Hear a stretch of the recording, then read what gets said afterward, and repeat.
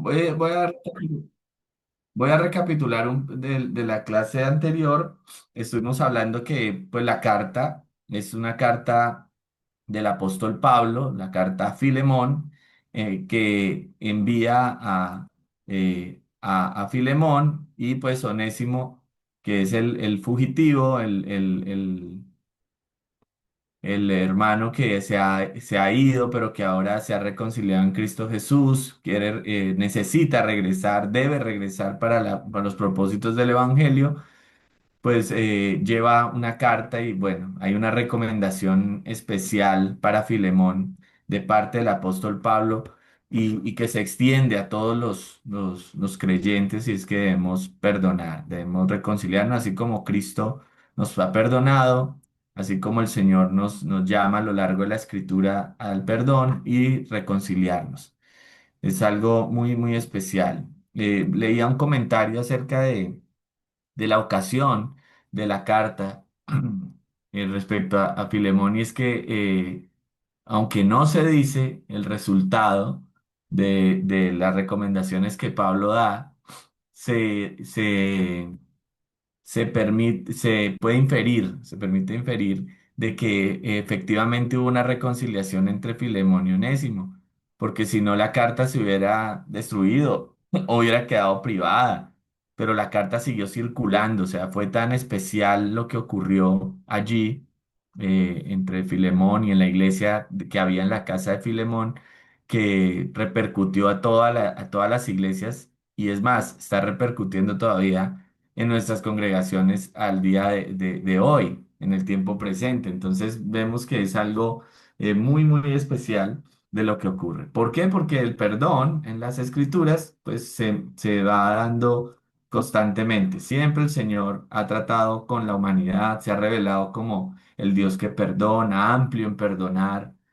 Desde el Génesis vemos cuando después de la caída el Señor provee a Adán el camino para salvación, provee un pacto de gracia, provee el camino de la reconciliación, coloca pieles, es decir, hay allí ya sacrificio, derramamiento de sangre para expiación de este pecado, y los pone en esa ruta de esperar al Salvador, a Jesucristo, el Señor, en quien hay redención por su sangre y el perdón de pecados, que nos dice Efesios. Entonces, vamos, acá hay muchas evidencias, creo que leímos algunas. Quiero resaltar nuevamente Efesios 1:7. En Cristo Jesús tenemos redención de pecados, en su sangre tenemos redención y tenemos perdón de pecados. Y también Primera de Juan 1:9 dice que si confesamos nuestros pecados, Él es fiel y justo para perdonar nuestros pecados, porque el Señor es perdonador. Y la ilustración suprema es la parábola del hijo pródigo, donde el hijo pródigo, o sea, que gasta todas las cosas, recibe el perdón de un padre también pródigo. En estos días tuve la fortuna de leer un libro de Timothy Keller, se llama El Dios Pródigo, The Prodigy God. Es muy interesante la tesis que esboza y la exposición que hace Timothy Keller, porque es Dios es dando prodigiosamente, pródigamente, perdón, amor, bondad a un hijo que no lo merecía. Entonces lo que vemos en Dios es hacia sus hijos y hacia el pueblo del pacto, hacia sus escogidos, dándonos un perdón que no merecemos y un abundante perdón, amplio. Por eso dice amplio en perdonar. Es grande en misericordia. También nos expresa los salmos, no se acaba su misericordia. Es algo muy, muy especial de parte de Dios. Entonces, acerquémonos pues confiadamente al trono de gracia para alcanzar misericordia y el oportuno socorro, mis hermanos. Nunca nos quedemos pensando que este pecado no lo va a perdonar Dios, sino que Dios va a perdonarlo. Si confesamos nuestros pecados y Él es porque Él es fiel y justo para perdonar nuestros pecados y limpiarnos de toda maldad. Este contexto del conflicto entre Filemón, en Filemón, pues vamos a ver que Filemón, que es amo de Onésimo, Onésimo es esclavo. Ya vimos que en la clase anterior de que Filemón tenía, era un hombre acomodado económicamente y tenía también otros esclavos. Y pues uno de ellos, Onésimo, en ese momento parece ser, no es comprobado, pues la escritura no nos lo dice, pero al parecer hay un robo y una huida del esclavo y que le causa un daño muy, muy terrible a Filemón. O sea, el apóstol Pablo le dice que le fue inútil, es decir, ya no le servía. Me imagino, o nos podemos imaginar, la rebeldía, la desidia, la negligencia, y que causó un conflicto. O sea, no fueron tampoco hechos muy aislados, sino fue una seguidilla, un cúmulo de situaciones que sucedían bajo el techo, bajo la casa de Filemón. Entonces, Onésimo se estaba portando muy mal. En otro tiempo te fue inútil, pero ahora es útil. Entonces, muestra que hubo un conflicto grave. Entonces, este de que roba y huye, pues se empieza a inferir de que de que no solamente se va con las manos vacías, sino que sale, se vuela con un botín que le perjudica a Filemón. O sea, lo perjudicó no solamente con su mal servicio, con sus querellas, tal vez con sus conflictos allí dentro, bajo su casa, sino también que le afecta en su patrimonio y huye, dejándolo también, pues digamos que ellos tenían un valor comercial y lo afecta. Entonces, esto genera un conflicto grande, pero este Onésimo que huye conoce a Pablo, que está prisionero, y Pablo entonces lo guía al Señor Jesucristo. Pablo le evangeliza también, pues nos muestra allí que ahora le es útil y es útil para el evangelio. Vimos también, y creo que lo nombré, de que Onésimo al devolverse con la carta y llevarla junto con los hermanos que iba a llevar la carta, pues muestra una fe verdadera, es decir, que ha creído, que ha vinculado al Evangelio, so pena de morir, so pena de quedar eh, como se hacía en la antigüedad y en el Imperio Romano, quedar a expensas de un castigo fuerte, golpeado, marcado, o si era considerado crucificado por las leyes romanas, al haber tomado esa acción. Entonces, si Filemón hubiese impuesto demanda, pues hubiera quedado bajo ese justo castigo de la legislación romana de la época. Pero no fue así. Digamos, allí Filemón le perdona, bueno, pero muestra también la fe de Onésimo, el fruto de la evangelización del apóstol Pablo a Onésimo. Eh, Algo muy importante es que lo que se está tratando aquí es la reconciliación entre hermanos. Pablo le dice que ya no los reciba como un esclavo, sino como un hermano. El énfasis en la carta, en los 25 versículos, es que haya reconciliación. Allí no está diciendo, no, la esclavitud es un sistema injusto que debe ser abolido. O sea, no encontramos en ninguna parte esto.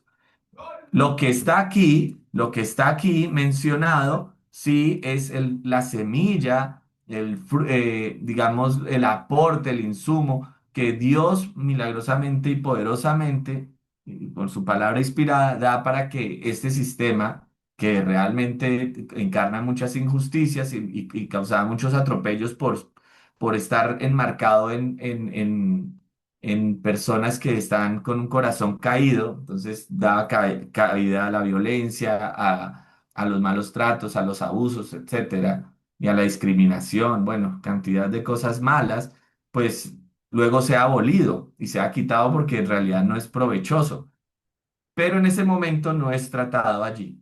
O sea, ¿esto por qué se dice? Porque cuando abordamos el estudio de las escrituras no podemos utilizar la palabra para mis fines personales, sino para que hablemos lo que realmente Dios quiso decir en la escritura.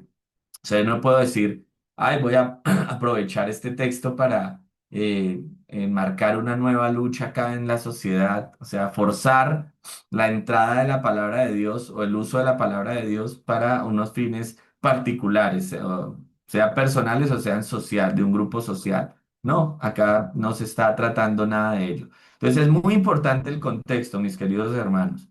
Muy importante. Si yo estudio la palabra, y lo vamos a ver al final, eh, debemos ser juiciosos en la aplicación de los estudios de la palabra de Dios. Bueno, vamos a ver tres bosquejos a Filemón.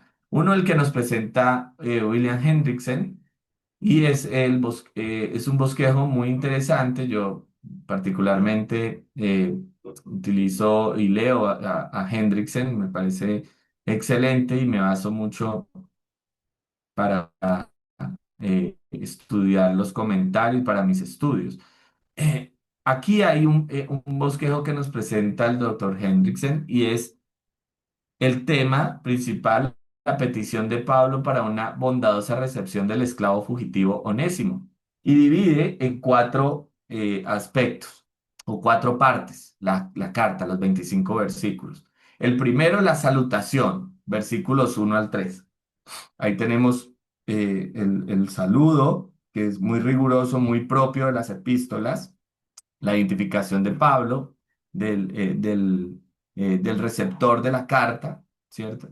Y de la bendición que habla acerca de lo que creemos, ¿no? Gracia y paz a vosotros de Dios nuestro Padre y del Señor Jesucristo, que hemos sido salvados por gracia, que la paz y la gracia y la paz, ese es un deseo que tenemos nosotros entre nuestros hermanos, que la abundante gracia esté con cada uno de los hermanos y el saludo también y la paz del Señor esté con cada uno de los hermanos. Y el saludo a personas como Apia y Arquipo, compañeros de milicia.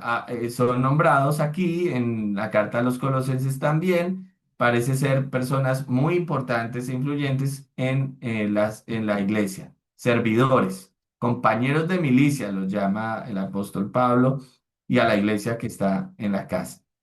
Entonces, muy importante el saludo. La acción de gracias y la oración entre el versículo 4 y el versículo 7 que enmarca lo que Dios ha hecho y hace en el ministerio del apóstol Pablo. Doy gracias a mi Dios haciendo siempre memoria de ti en mis oraciones, porque oigo el amor y de la fe que tienes hacia el Señor Jesús para con todos los santos. O sea, en la acción de gracias comienza a introducir también lo que va a ser el ruego, la súplica del proceso de reconciliación. Entonces le recuerda que hay alguien que está orando por él, que alguien que lo aprecia, que lo ama, que lo necesita, por eso a sus ruegos, que hace parte de la iglesia, y le menciona unas virtudes, ¿cierto? El amor y la fe que tiene hacia el Señor Jesús, o sea, está el cumplidor de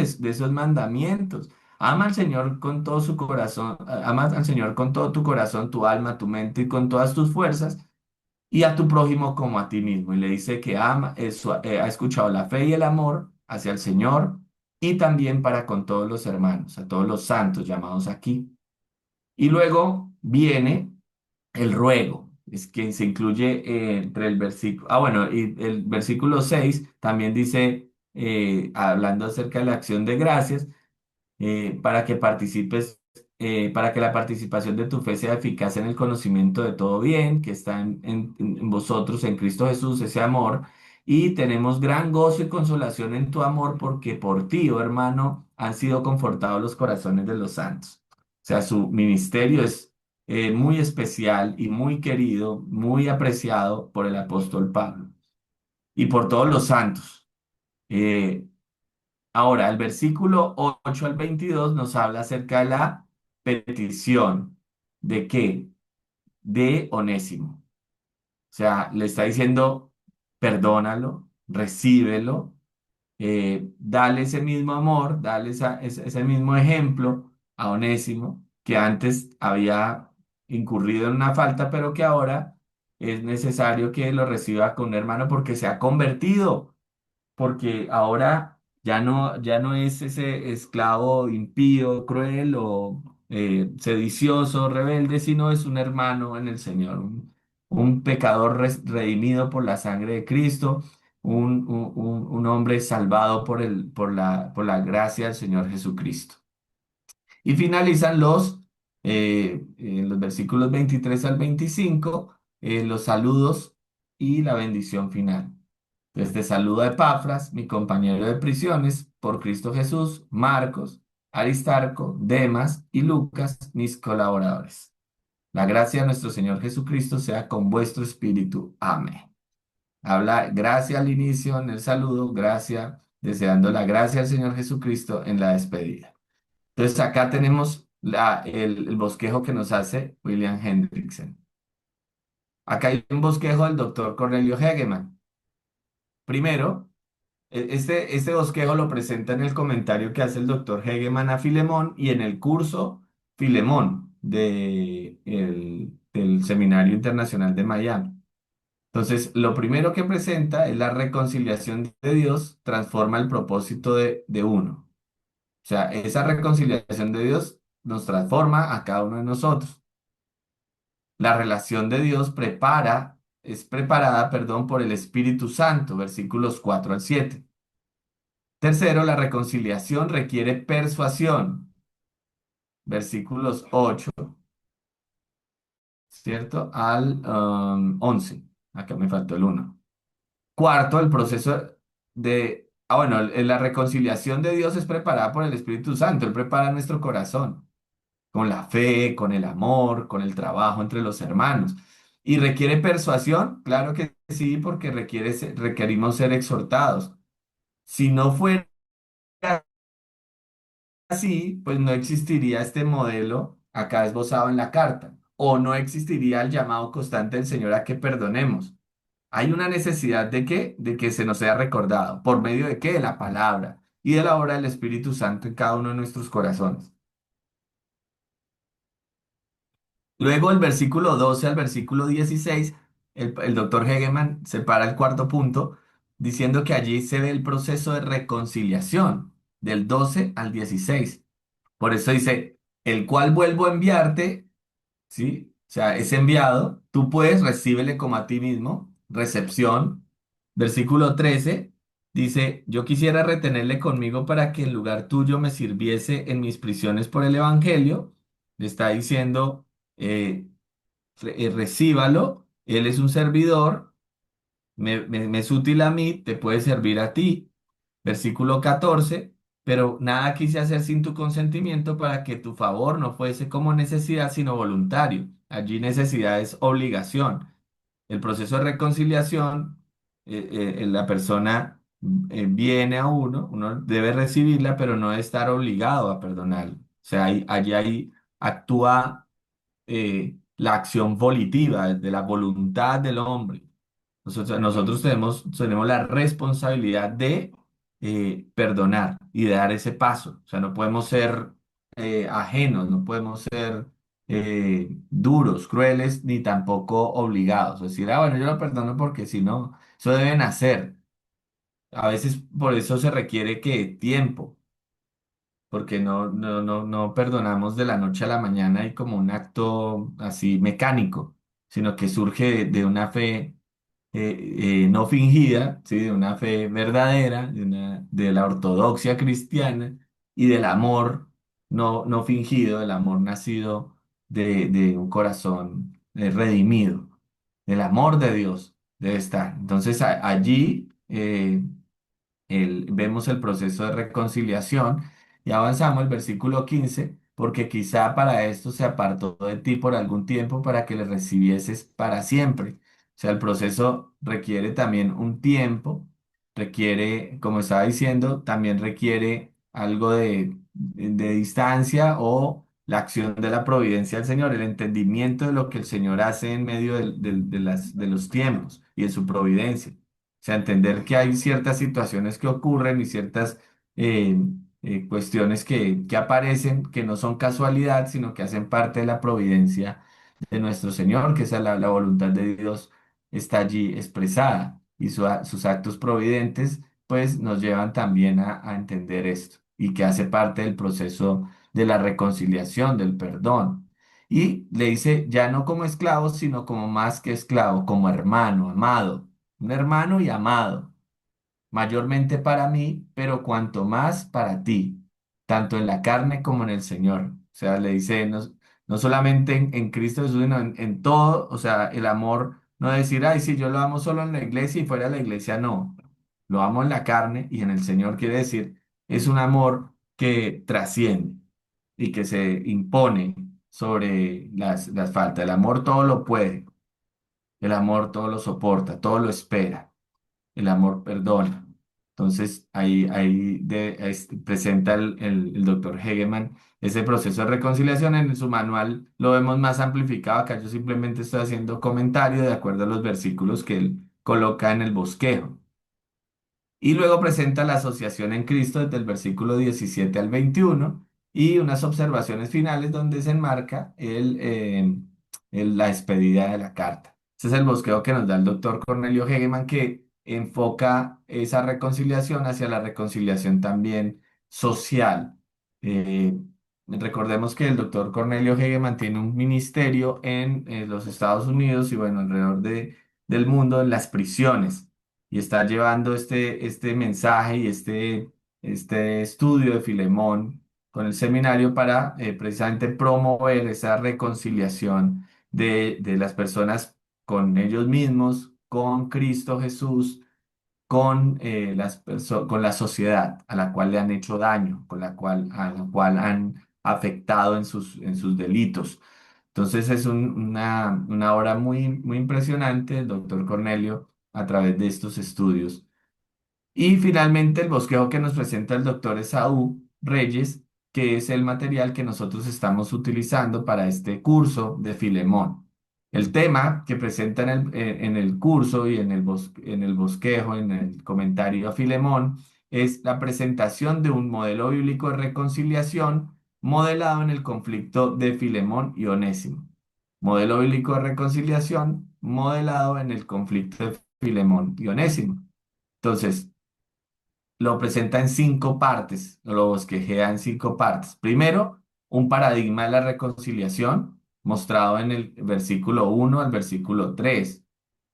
Allí hay un paradigma de reconciliación, porque nos habla acerca de qué, de la obra de Cristo, a quién le servimos, con quiénes servimos, qué hacemos, y la gracia y la paz, que son las que nos da el Padre y el Señor Jesucristo por medio de su obra expiatoria, su obra de salvífica para la iglesia. Luego nos presenta entre el versículo 4 y 7 los elementos de la reconciliación. En la tercera sección, el compromiso de la reconciliación. Filemón, el 1, versículos 8 al 11. Y el proceso de la reconciliación, versículos 12 al 16. Y las acciones de la reconciliación presentadas entre el versículo 17 al 25 que después se pueden desarrollar. En el estudio de las escrituras debemos ir identificando esas secciones para que podamos sacar el mejor provecho de nuestro estudio y eh, nuestro devocional, nuestra vida devocional. Bueno, mis hermanos, hasta aquí algún comentario, alguna pregunta, algo que quieran ustedes eh, mencionar acerca de los bosquejos. Bueno, No, señor, no están, pasó, muchas gracias. bueno, muy Pastor, bien. los bosquejos están claros. Pienso que más bien yo tenía un comentario que estábamos conversando con Pastor Esaú justamente al respecto del perdón. Eh, Sí. Como usted lo decía, ¿no? El perdón no es una cosa a veces inmediata. Bueno, en el ideal es algo inmediato, ¿no? Pero en la vida real creo que es un proceso. Y hablábamos con el Pastor Esaú acerca de, a veces uno tiene que confrontarse a sí mismo para poder perdonar a alguien que no le ha pedido perdón por la ofensa o el daño que hubiera recibido. Y hablábamos sobre otro aspecto que es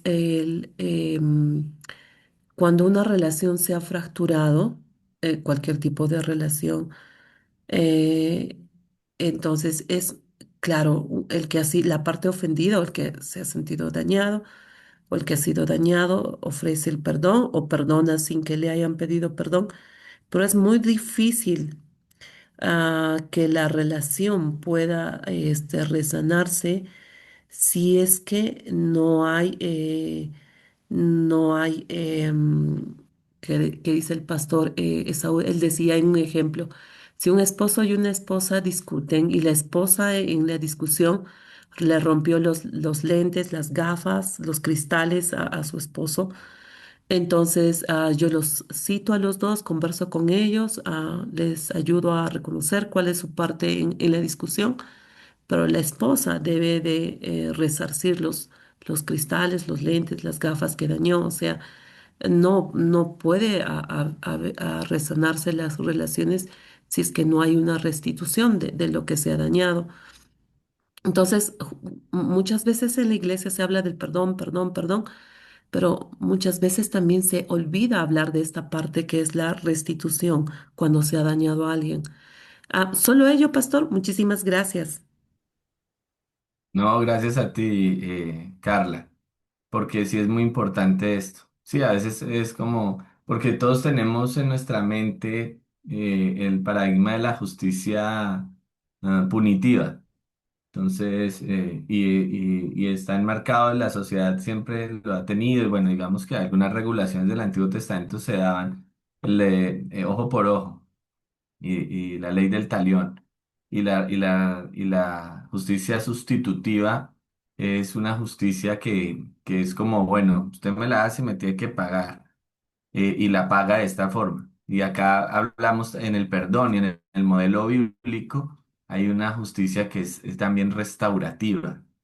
O sea, el Señor nos llama a que perdonemos, pero también que haya restauración, el Señor mismo nos restaura, o sea, Él nos da su justicia, pero también obra ese proceso de santificación, de restauración, de llevarnos a una vida nueva y a un relacionamiento nuevo. O sea, lo que hace es sanar, y eso también lo plantea el doctor Cornelio en su comentario de Filemón, es una restauración de las relaciones, o sea, la reconciliación más que como un acto ya es en la manito y listo, sino como que hay una restauración.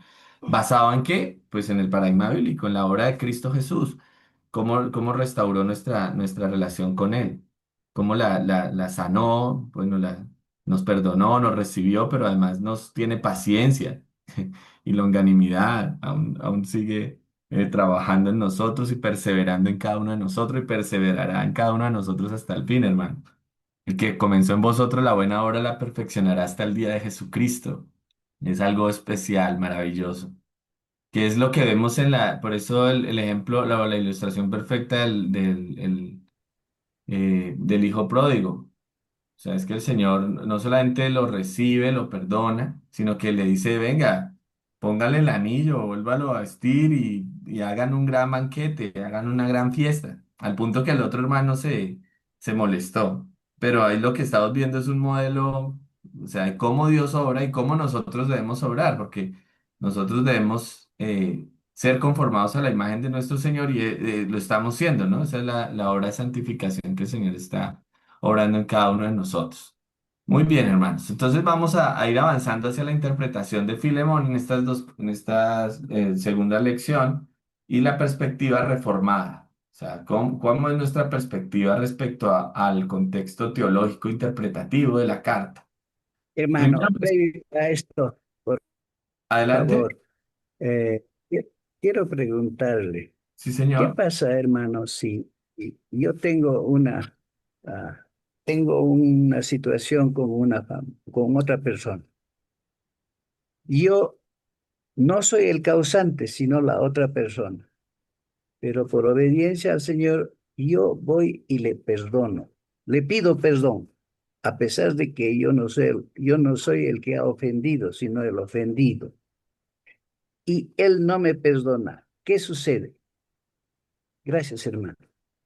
Gracias, hermano David.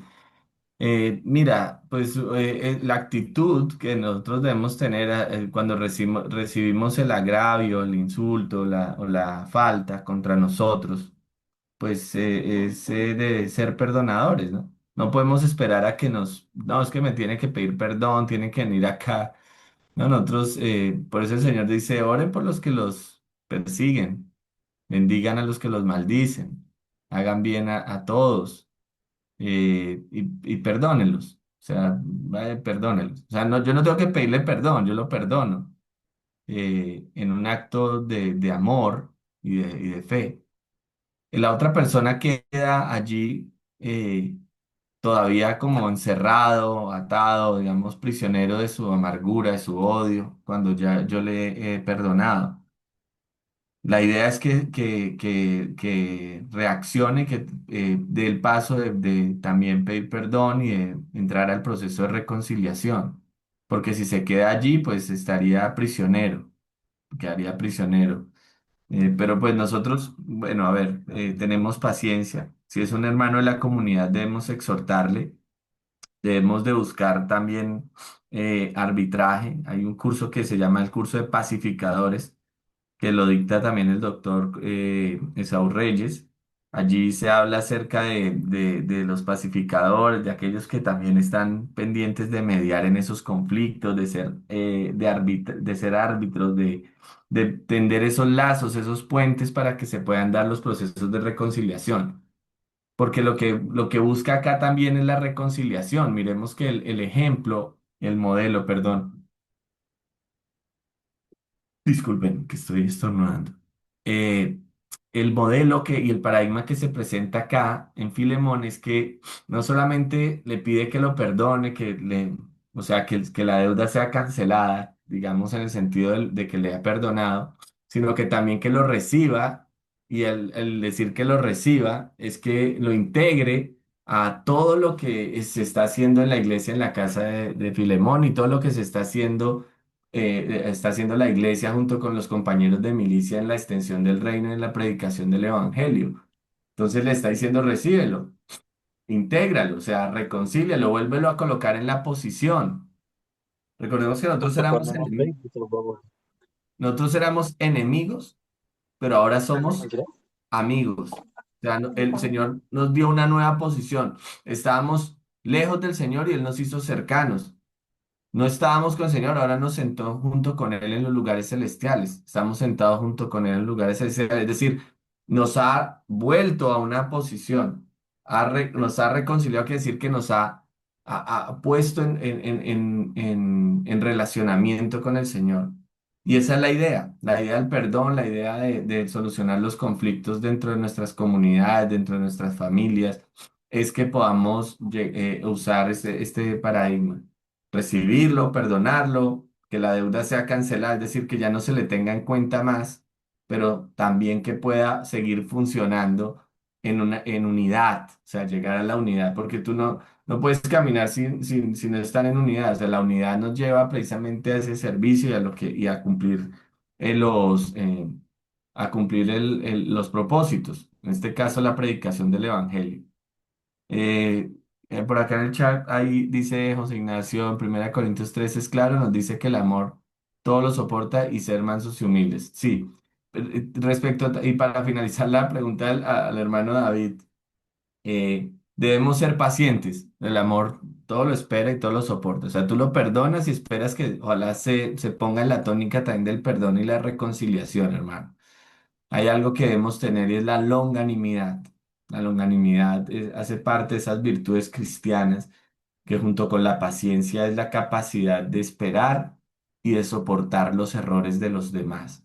O sea, si tú ya tienes la capacidad de perdonarlos porque estás ya desde una perspectiva diciendo, bueno, es su pecado, es su debilidad, necesita de la gracia del Señor, necesita el perdón, es decir, estás ya mirándolo compasivamente, estás entendiendo, estás colocándote en el lugar del otro hermano y estás esperando que dé el paso. Así está, así debemos estar nosotros a la espera de la reconciliación. Así está el Señor, esperando que sus hijos vengan a Él y confiesen sus pecados y se pongan a cuentas con el Señor.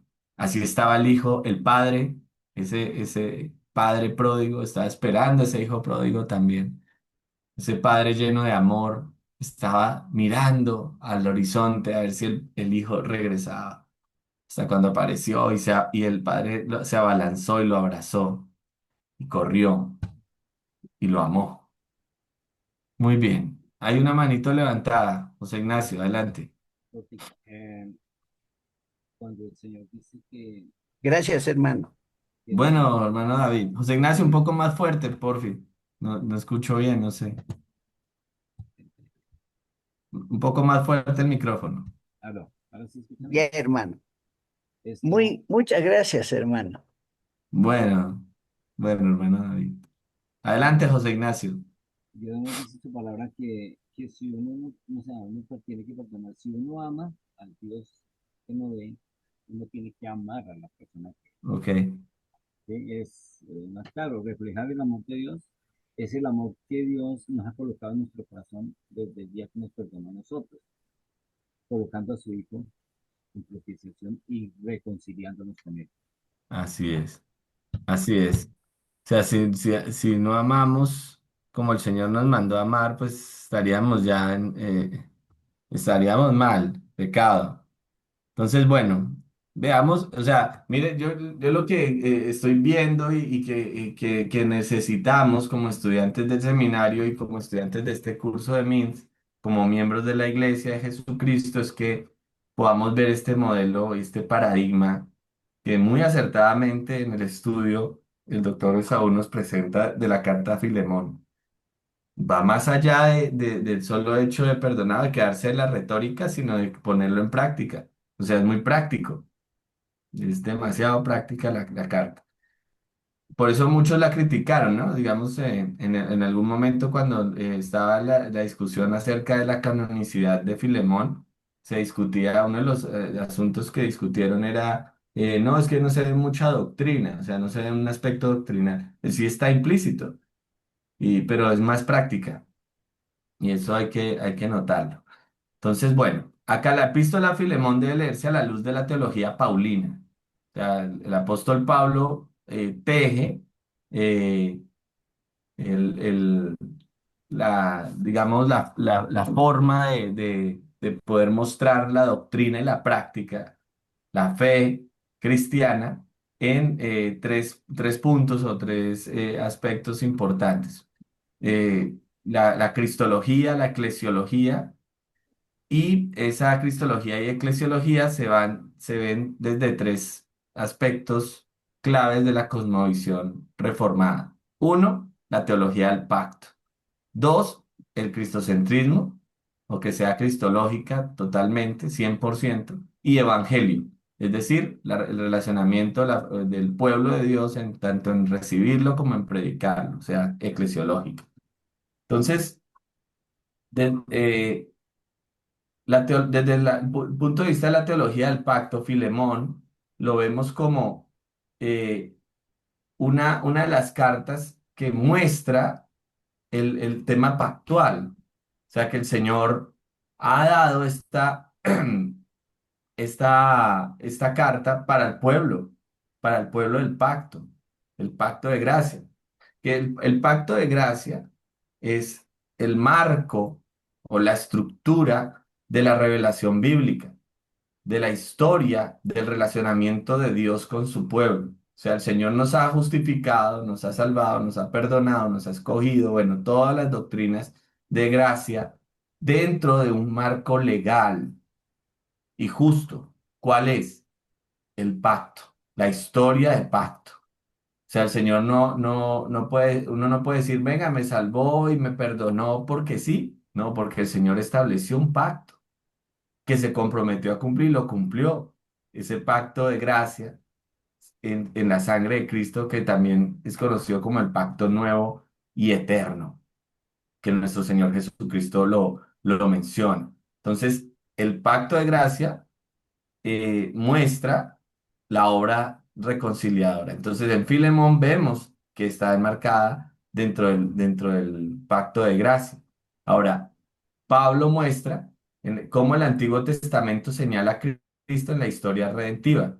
Entonces allí en las epístolas paulinas siempre vamos a encontrar cómo el Antiguo Testamento apuntaba o apunta siempre a Jesucristo nuestro Señor, es decir, en el marco de la teología del pacto. Porque en el pacto de gracia no vamos a hacer un seccionamiento o digamos un desconocimiento de lo que el Señor nos da en el pacto, en el Antiguo Testamento y que son parte esenciales de un pacto que Él ha establecido. O sea, no están aislados, sino que hay una estructura, una unidad. En el pacto, en la teología del pacto vamos a ver que todo lo que es en el Antiguo Testamento vemos toda la forma de relacionamiento, toda la forma de estructura que da allí de cultos, de ceremonias, de elementos que hay allí, apuntaban a quién, a Cristo y a la reconciliación de su pueblo con el Señor Jesucristo.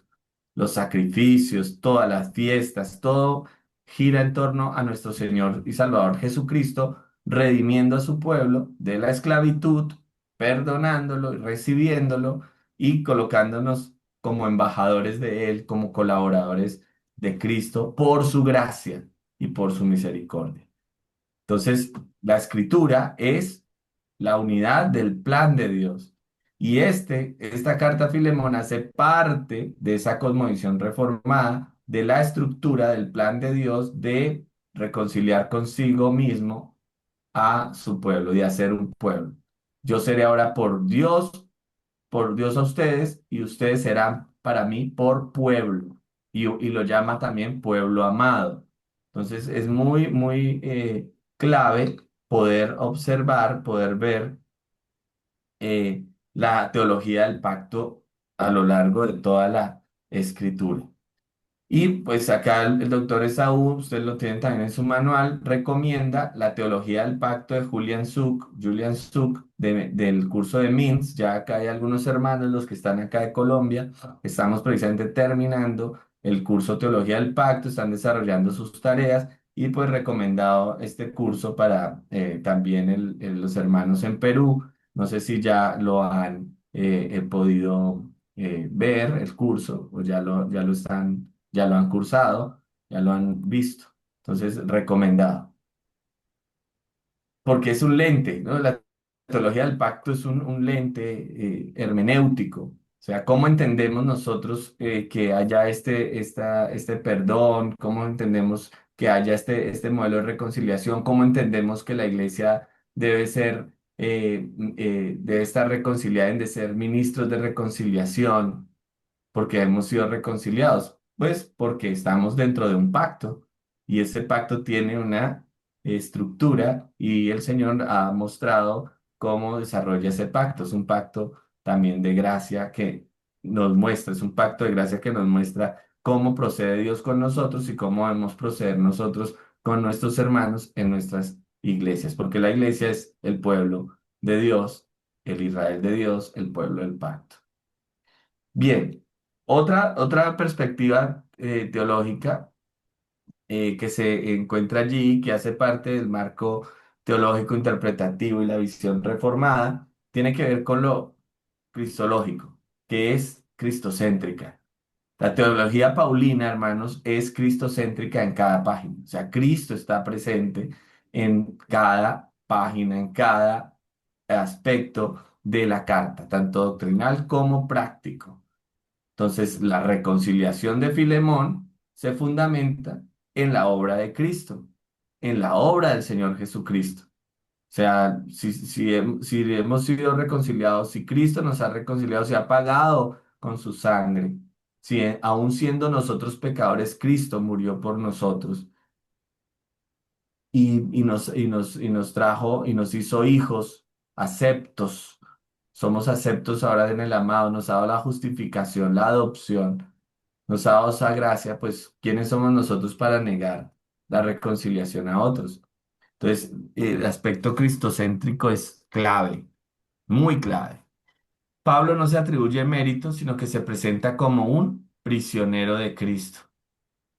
Es decir, que cuando damos una mirada teológica cristocéntrica, pues no hay rangos, no hay antigüedades, no hay exclusiones, no hay jerarquía, sino que todos somos en Cristo Jesús parte de su pueblo y no hay, digamos, elitismos.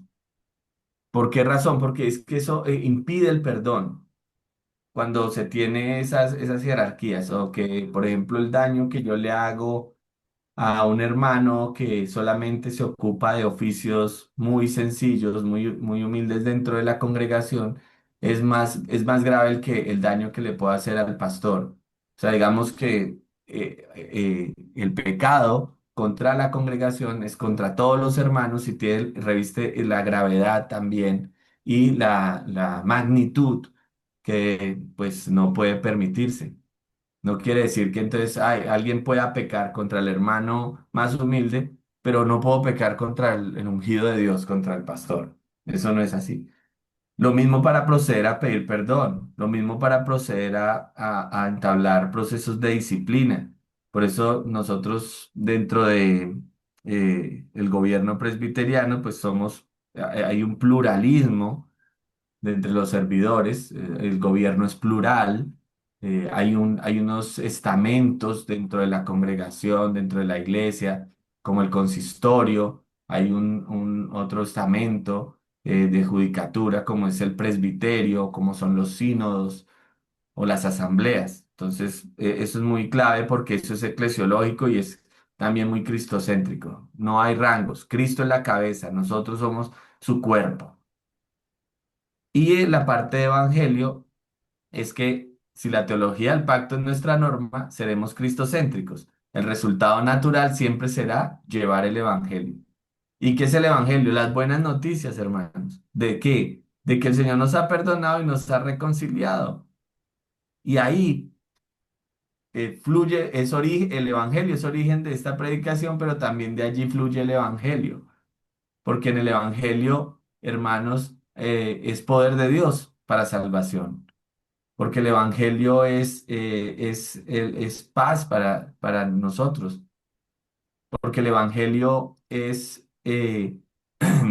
lo que materializa esta doctrina bíblica, cristocéntrica, del pacto, esta teología pactual. Es que el Evangelio de Jesucristo es mostrar la obra de Cristo. ¿Para qué? Para que creyendo en este evangelio sean salvados, sean reconciliados, sean acercados, sean trasladados de la potestad de las tinieblas al reino bendito de nuestro Señor Jesucristo. Entonces, en el evangelio, hermanos, sin evangelio puede caerse o en religión vacía o en antirreligión. O sea, que se rechace la doctrina o que sencillamente sea una religión de puras externalidades, ficticia, que realmente no encarna el pensamiento bíblico, la mente de Cristo, la obra de Cristo. Solo el perdón, solo es posible en la obra de Cristo, el evangelio en acción. O sea, si hay evangelio, hay perdón. Debe haber perdón y hay posibilidad de perdón, porque lo contrario no. Se queda en un perdón ahí como que, bueno, venga, le echamos tierra, nada más y como que lo olvidémoslo. Eso es un elemento clave en el perdón, ¿cierto? En el olvido, pero acá está hablando de reconciliación, de integrarlo nuevamente a la posición y a la familia y a la congregación y a las relaciones nuevamente. Ese es el perdón. Entonces, Filemón refleja, en conclusión, la unidad de la teología paulina, enmarcada en el pacto de gracia, centrada en Cristo, viva en el Evangelio de reconciliación, una carta breve, pero fundamentalmente teológica y pastoral. Teológica y pastoral, porque habla acerca de un tema teológico como el perdón, doctrinal, clave, y pastoral porque también debemos propender por la reconciliación entre los hermanos, por las buenas relaciones. Queremos iglesias saludables, deben de haber relaciones saludables. O sea, no podemos decir que somos una iglesia saludable sí tenemos rencillas entre nosotros, disensiones, pleitos, contiendas como lo tienen en otros estamentos o en el mundo. Entonces, debemos tener ese cuidado pastoral, esa compasión, esa preocupación por los hermanos y su bienestar espiritual y cómo está su corazón. ¿Cómo está el corazón de los hermanos? ¿Se está endureciendo? ¿Se está afligiendo? ¿Se está amargando? ¿Está creciendo alguna raíz de amargura?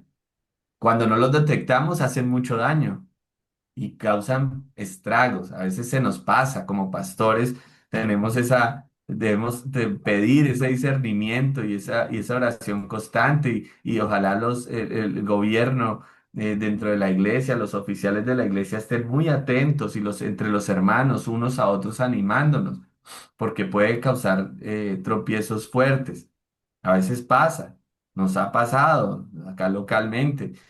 Pasan tiempos, años y las personas están ahí acumulando sus rencores, acumulando su ira, acumulando su amargura, su desazón, sus elementos contra alguien o contra la congregación en general y terminan afectando a la iglesia, porque después esas conductas estallan y se forman tremendos líos y problemas y divisiones. Y finalmente lo que el Señor quiere, lo vemos siempre en la eclesiología, en la escritura, en cómo debe ser la iglesia del pacto, debe haber unidad, debe haber siempre unidad y no división. Y la falta de perdón trae división. Totalmente, es una consecuencia, es la división. Bueno, muy bien, entonces continuemos. Hay algo del contexto que debemos estar analizando, que la esclavitud, o sea, la carta se desarrolla en el contexto de la esclavitud. Y de allí se sacan pues muchos elementos que son claves para el perdón y la reconciliación, porque era algo circunstancial. La esclavitud era circunstancial allí, no era el conflicto central. Pero en el marco de la esclavitud, pues se desarrolla la relación entre Filemón y Onésimo. Como pueden haber muchos conflictos ahora en esos relacionamientos que hay de pronto en las familias, en los trabajos, aún en la misma iglesia, porque hay cuestiones que marcan las circunstancias. Pero lo que nosotros debemos rescatar es clave cómo se da allí cómo se enmarca, digamos, la forma de solucionar los conflictos. ¿Cuál es el paradigma y el modelo que nos está presentando la carta? Entonces, volvemos y repetimos, Pablo no hace apologética contra la esclavitud, se enfoca en la relación Filemón-Onésimo, importa más el perdón y la reconciliación que el sistema social y el conflicto relacional y espiritual, no social. Eso es muy, muy interesante.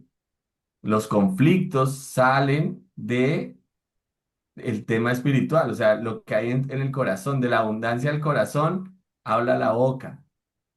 Y el Señor Jesucristo dice que lo que contamina al hombre sale de dónde no entra, sino sale. O sea, y está hablando de que no es un tema social, porque desde la sociología se dice el hombre, digamos que las circunstancias son las que afectan al hombre y corrompen al hombre.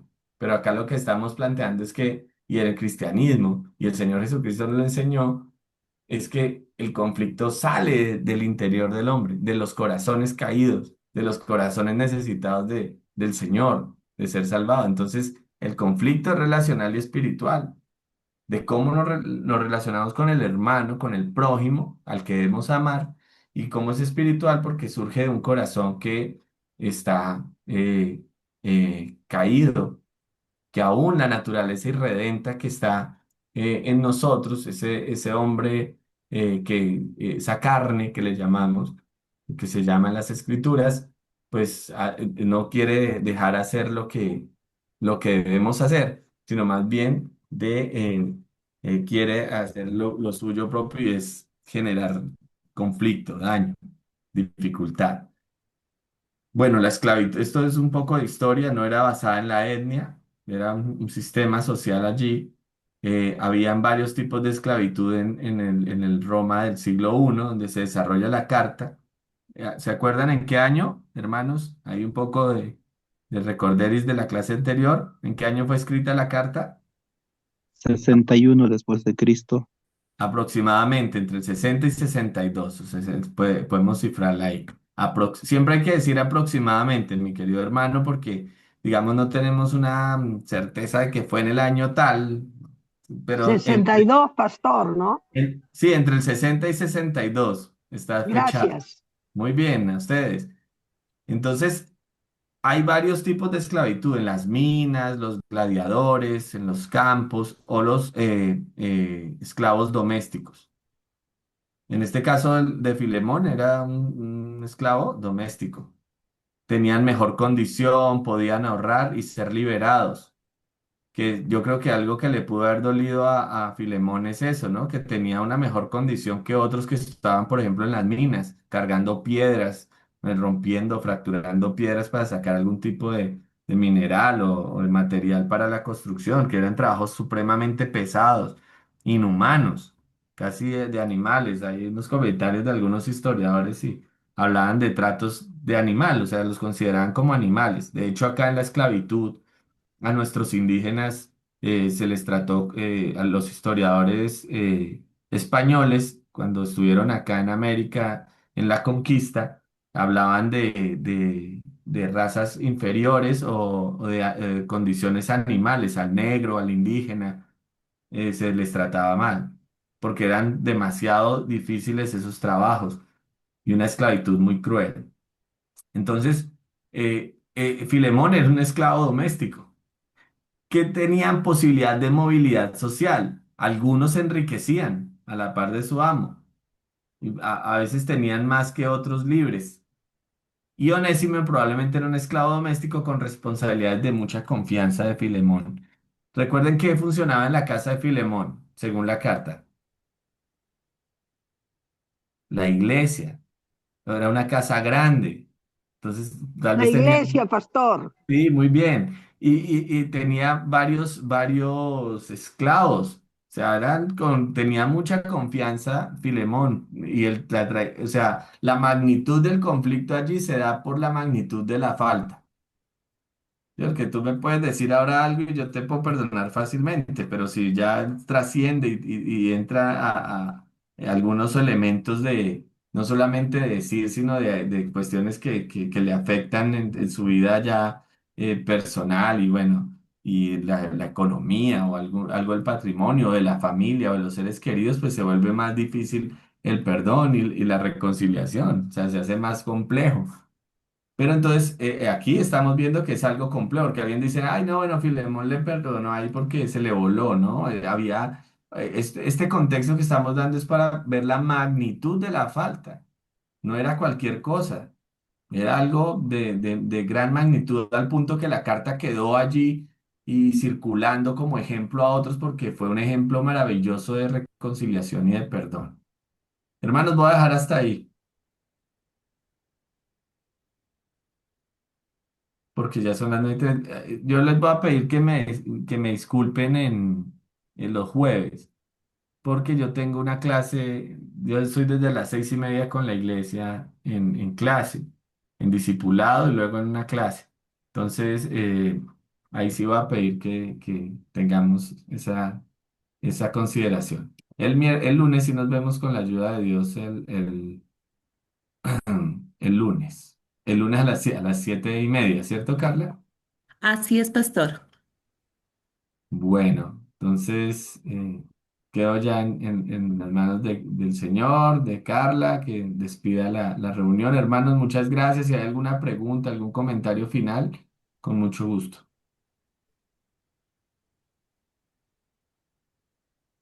Muchas gracias, pastor. Pastor, Sí, adelante.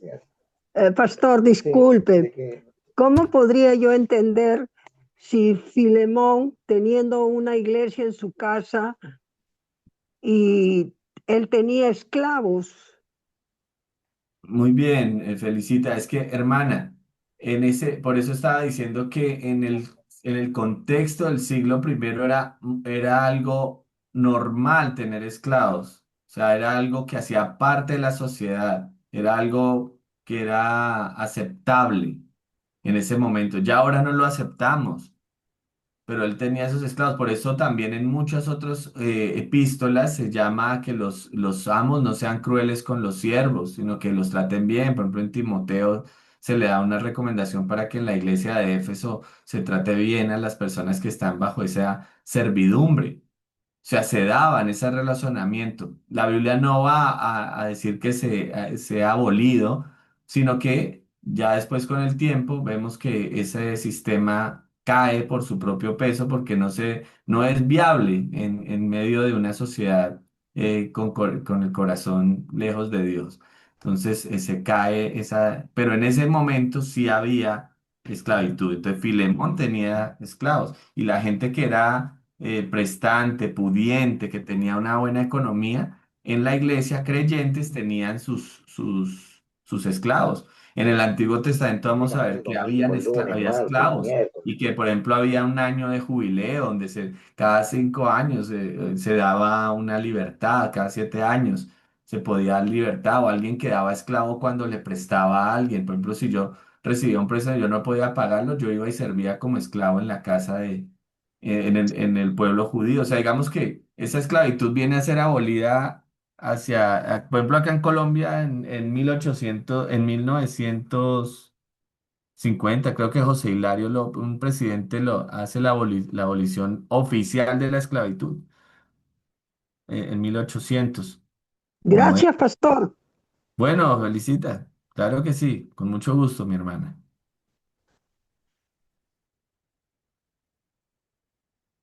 Bueno, hermanos,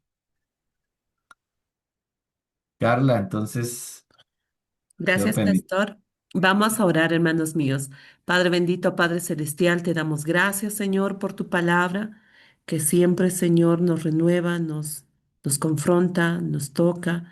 Dios Santo, sabemos que tu palabra es viva, que pueden pasar los tiempos, los gobiernos, circunstancias, pero tu palabra es perenne, es pertinente para cada una de nuestras vidas. Señor, te suplicamos que nos des un corazón obediente, un corazón que se sujete a tu palabra, Señor, que podamos sujetarnos a ella y vivir tal como ella nos indica. Papacito lindo, te suplico que tú puedas bendecir al pastor Juan Manuel, a su familia, a su congregación. Bendice el trabajo de sus manos. Bendice, Señor, la labor que él realiza en la iglesia, con el discipulado y las otras clases también que él está dictando. Gracias, Dios Santo. Bendícelo en cada cosa que él realiza, Señor, como coordinador nacional de MINSA allá en Colombia también, Señor. Sé que tiene mucha tarea, mucha labor que realizar. Dios amado. Dale de todas las capacidades, Señor, pero también dale un tiempo para poder descansar y un tiempo para poder disfrutar con su familia, que es muy importante. A cada uno de nosotros, ayúdanos, Señor, en nuestras labores, agiliza nuestras manos y nuestro pensamiento, nuestras habilidades para poder cumplir con las tareas, Señor, y también cumplir con los roles, con las actividades que debemos de realizar día a día. Gracias, Padre, te entregamos esta clase, Señor, para que tú la bendigas, Padre bendito, y si tú nos das vida y si tú nos permites, Señor, podamos reencontrarnos el próximo lunes. Muchas gracias, Padre Celestial. En el nombre de Jesús, amén. Bueno, amén. Amén. Bueno, Dios les bendiga, pastor. Hermanos, muy Bendiciones. buenas Amén, noches. Que el Señor Carlita. Amén, bendiga. hermanos. Saludos desde Colombia, Dios los bendiga. Bien, amén. Muchísimas gracias por las bendiciones que recibimos desde Colombia, bendiciones también desde Cusco y desde diferentes partes del país de Perú. Que el Señor nos bendiga a cada uno de nosotros, hermanos. Buenas noches, hermanos. Buenas noches, pastor. Buenas Muchas noches, gracias. buenas Buenas noches noches. con Gracias, todos. mis hermanos. Buenas noches con todos. Saludos a Buenas Jesús noches, desde hermanos. Puerto Rico. Y creo que está Lisbeth desde Ecuador Puerto también. Rico, Ecuador. Buenas noches Bendiciones con a todos. cada uno de ustedes, hermanos. Nuestros saludos fraternales para cada uno de ustedes y vuestras congregaciones, por favor. Reunión internacional. Ah, o Sí. sea, De igual manera, hermanos, para todos.